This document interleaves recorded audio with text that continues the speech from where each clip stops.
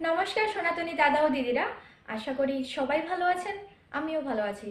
চন্দ্রাবলী রয় ইতি পেজটিতে আপনি যদি নতুন হয়ে থাকেন, আপনি যদি এই ভিডিওতে নতুন হয়ে থাকেন, তাহলে অবশ্যই পেজটিতে ফলো করে পাশে থাকবেন। সবাইকে জানাই ধর্মীয় আরেকটি ভিডিওতে সকলকে জানাই শুভেচ্ছা, অভিনন্দন। তো চলুন স্ক্রিপ্ট না করে সম্পূর্ণ ভিডিওটা কন্টিনিউ দেখতে থাকুন।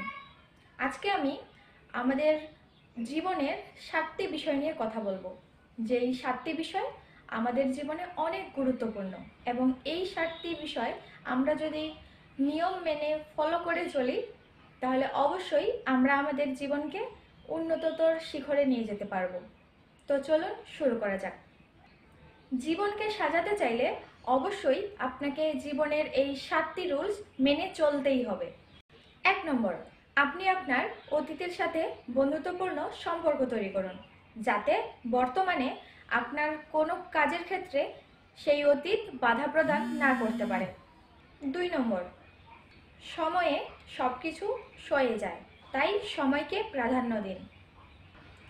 3 নম্বর, অন্যরা আপনাকে নিয়ে কি ভাবছে, কি মনে করছে, সেই দিকে নজর না দিয়ে, সেই দিকে খেয়াল না দিয়ে আপনি সেগুলো এড়িয়ে যাবার চেষ্টা করুন, কারণ অত মানুষকে নিয়ে চিন্তা ভাবনার কোনো প্রয়োজন নেই। 4 নম্বর, নিজের জীবনকে অন্যের সাথে তুলনা করে হীনমান্যতায় ভোগার কোনো প্রয়োজন নেই। 5 নম্বর, অতিরিক্ত চিন্তা করার কোনো দরকার নেই, কারণ আপনি পৃথিবীতে ক্ষণিকের।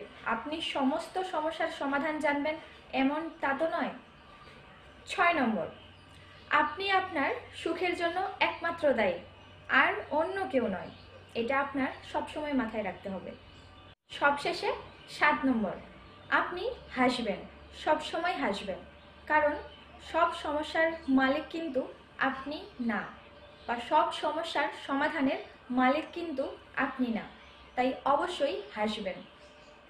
জীবনের এই 7টি বিষয় বা 7টি রুলস আপনি যদি ফলো করতে পারেন, অবশ্যই আপনি সামনের দিকে এগিয়ে যেতে পারবেন। তো আজকে সবাইকে এটাই জানানোর ছিল, এই 7টি বিষয় অবশ্যই নিজের জীবনকে প্রতিফলিত করবেন এবং এই নিজের জীবনকে এগিয়ে নিয়ে যাবেন।